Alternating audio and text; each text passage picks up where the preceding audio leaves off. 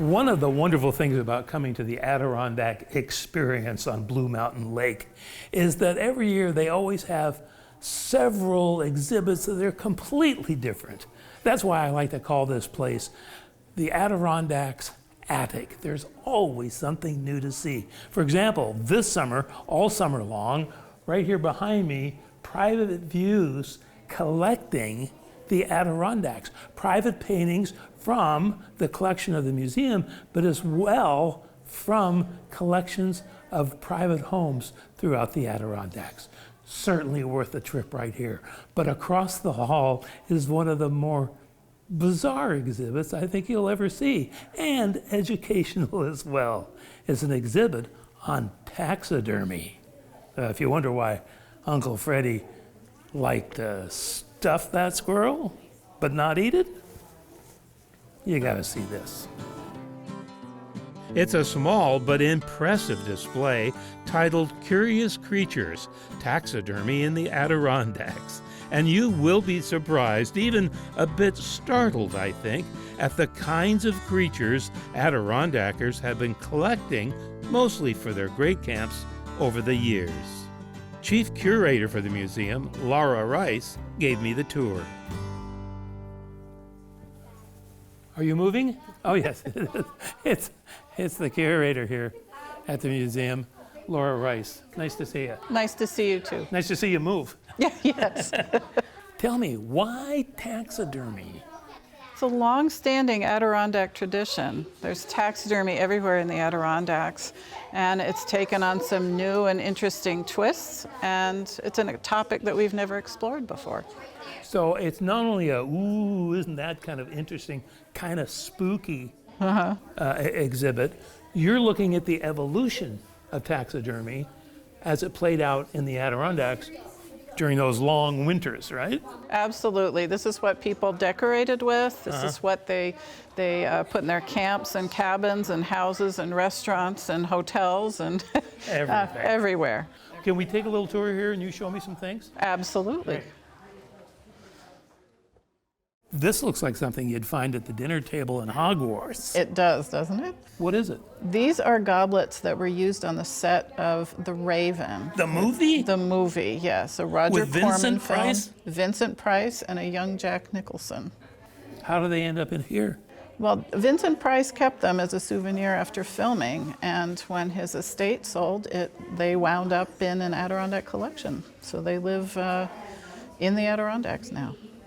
Tell me there's a meaningful purpose for this, the feet in a big bowl. It's considered very decorative and something that really testified to a hunter's prowess. Very Victorian. Extremely Victorian. This whole case is very Victorian, very Tarzan-esque. Absolutely, but very, very typical of the 19th century, very typical cabin decor.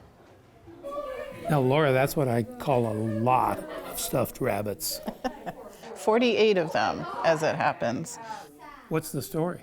So this is the Rabbits Village School. This was done in 1888 by Walter Potter, who had a museum of taxidermy dioramas like this in Bramber, England.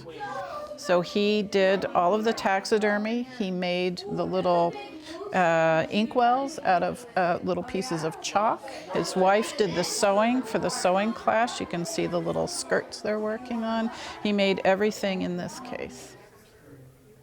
Gotta have a polar bear. Absolutely. What's the story on this fellow? He's done by one of our local taxidermists in Saranac Lake. How long ago? 1917, so he's been around a while.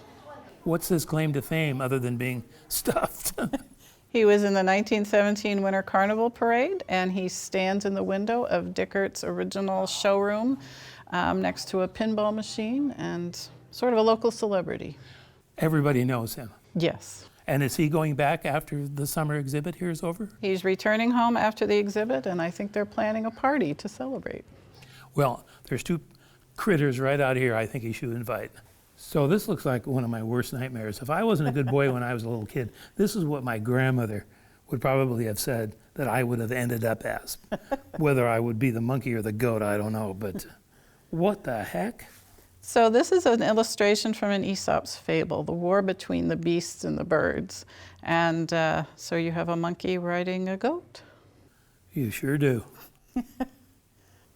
Now, Laura, you don't have a stuffed elephant, but this exhibit has got to be the elephant in the room. You know what I mean? It is, for sure. These are everybody's pets. They are. And about the mid-19th century, when people began keeping dogs, especially for companionship, it hurts to lose a pet. And so response to grief was to have them stuffed and sort of keep a piece of them with you forever. What has the reaction been to this? People have very strong reactions to the dogs. It's very upsetting for some people. Even though the trophy animals are shot to hang on a wall, and these are creatures who were loved and cherished and missed. There's And lived a very long life of love. Yes. And yes. the water buffalo over there is probably not more than 3 years old. Right, exactly.